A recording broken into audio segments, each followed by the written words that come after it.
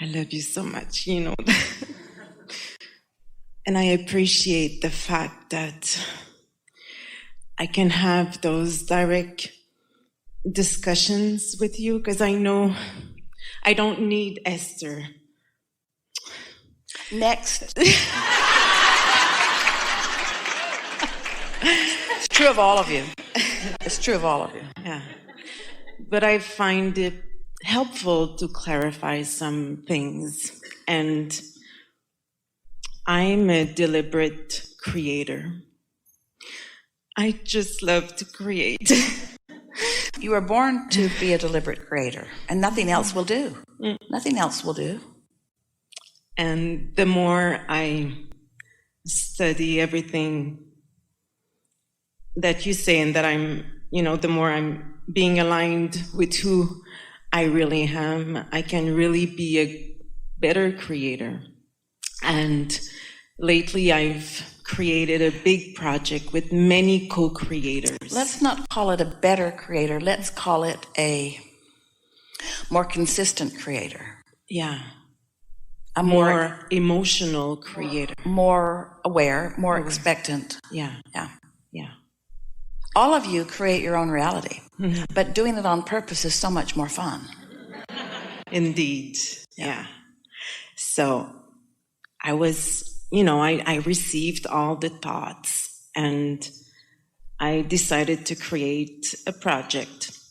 And every morning I would be inspired by names or people I wanted to work with. So I knew I felt them, And one day I decided to do a meeting with all those people, and they all came, and we all agreed on working on that project. So it became like a nice project with different agreements and different responsibilities for everyone. And a few months later... Well, that's a humdinger of a meeting right there. Because what that's doing, that's sort of putting law of attraction on fast forward and hyperspeed. Really? In other words, we're just asking... Of course, you want to start out with agreements, and we're not suggesting that there's anything that you need to do differently. We just want to stick this into this conversation. Okay.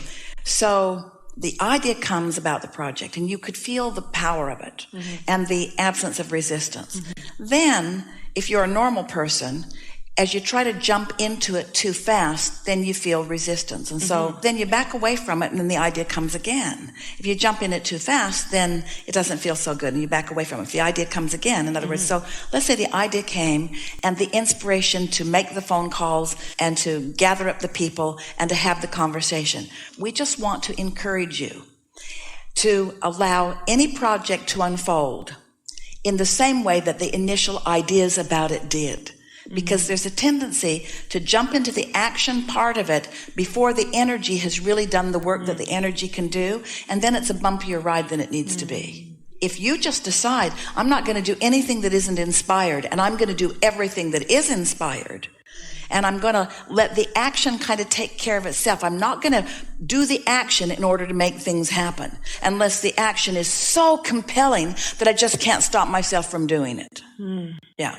Maybe I need help on that, because when it implies a lot of activity... So how's it going? If it's going... Well, it was going well. I mean, the project was perfect. Well, then it all is perfect. Okay. Yeah. And so some of the co-creators wanted to disengage themselves. So at first, I met a few ones, and I said, okay, let's find a win-win situation, because the project will be, So are you saying to us that the project continued to evolve? Yeah. And that your original thoughts about it wouldn't hold it all the way? That you had to allow new inspiration to continue to come? That's correct. And people to move. Yeah. So I was okay with that. And then I got a little bit scared, because there's a budget and there's money involved. And then I But this is what we're talking about. I know. It's all right. Yeah. But here's the statement that we'd like to make for you to all hear. It feels like the whole point of the deliberate creation and the whole point of the project is to be able to jump into action as quickly as possible. And what we're wanting you to do is cool your jets just a little bit. And instead of being so eager to jump into action, enjoy the unfolding and the inspired action. And we know it's a fine line between jumping into action to make something happen and then being inspired to the action because the energy has already made it happen. In other words, it's about, here it is. It's about how ripe is it before I pluck it? So when the idea came, it was ripe. But now what? Now what? Now what? Now what? You know that feeling of inspiration. Do you know that feeling? You know that feeling of an idea hatching and it being so big that it really feels exciting to you when it first comes. And then if you're normal, once that happens, once you hatch that, once you receive that, then your mind, human mind, we love you so much, you want to jump ahead and figure out how, where, when, who. Instead of just let the idea be and let the how and the where and the when and the who and the let it be inspired too. As soon as the idea comes, you want to jump right into implementation mode through the action part of it. So call everybody, have a meeting, set the rules, where if you could just hold off just a little while until each idea that comes feels as good as the original idea, then that's how the thoughts turn to things. So what we're talking about is, as humans, you want to set a goal and you want to jump into action usually too soon. As non-physical, you want to have a desire or set a goal. Those words are fine. Set a goal and then let the cooperative universe reveal itself to you. So, am I the finder of the cooperative components or am I the allower of the cooperative components? Am I out there digging for the diamond in the bushes or am I just taking a walk and the diamond in the bushes is showing itself to me? Am I making things happen or am I letting things happen? Am I allowing this project to unfold? What usually happens, we can just give you a few words that help you know the difference between what you're doing. If you're trying to prove worthiness through your behavior, or if you're accepting your worthiness and you're just letting your worthiness wash all over you in a variety of ways. If you're in a shortage consciousness, which means got to make this happen fast because I'm in need, or I'm in an abundance consciousness, which means it will unfold as whatever I need will come. You can sort of feel the difference, can't you? Yeah, I feel grateful and I appreciate that project because it's bringing me to that feeling like someone just left and I didn't want to resist, like I couldn't. Well, in the same way that our friend lost his contact, and his contact search led him to a big piece of something that he's been wondering about. So everything that happens, even when it happens in a way that you don't think you want, it is leading to something more. Yeah. And there are two things that we want to say to you. Slow down in the action part. Just slow down in the action part. Let the impulse to act build until you can't not act. That's really what we're saying. Until wild horses cannot keep you from the clarity that you've come to. And the most important thing is realizing that through the contrast is coming the clarity. And when the clarity is profound, then act. But don't act to accomplish the clarity. Clarity and then action.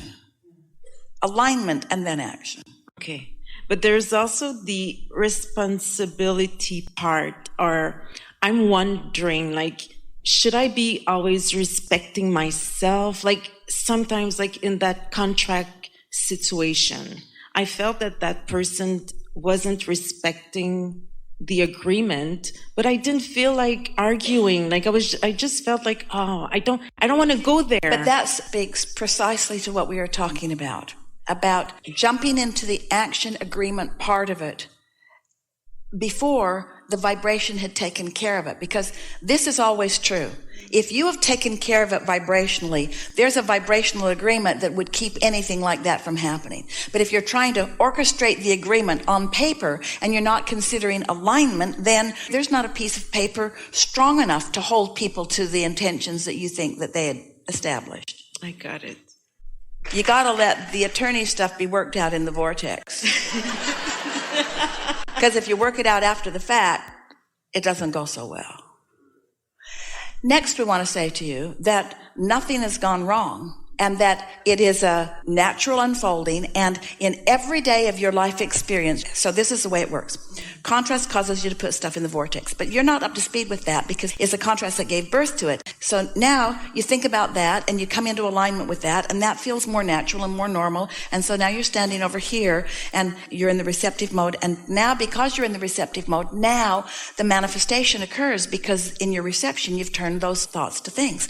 Boom. So here you stand in this new manifestation with a whole new set of contrasting experiences, which cause you to give birth to another rocket of desire, which at first you're not up to speed with because you're over here knowing what you don't want, but you contemplate it and you look at it and you become a vibrational match to it. And now you're moving and moving and moving, and now you're inside that vortex. You're in the receiving mode. And because you're in the receiving mode, now it's unfolding. You're realizing it. Your thoughts are turning to things. Boom. Now you have another manifestation and a whole new set of contrasting experiences, which are causing you to put more, and on and on and on and on and on it goes.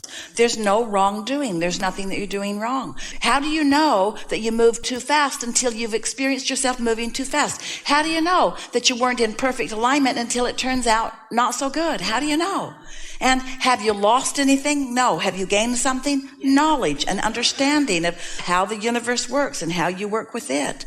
The most important thing. So think about being a wire walker, and you're going to walk on a wire at great height across something.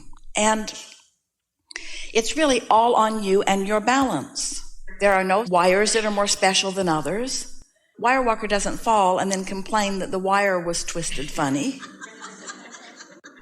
Finding your balance is all that is required in that. Finding your balance. And don't walk across high places until you know you've found your balance. But there's no high place that you walked across. There was no risk. There was no danger.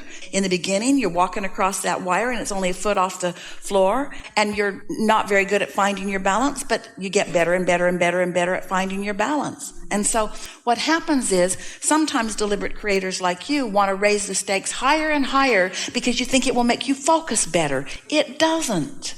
You don't focus better at higher risk. So that's why we're saying, don't be so eager to jump into action. Let life help you find that clarity. And when you find that clarity,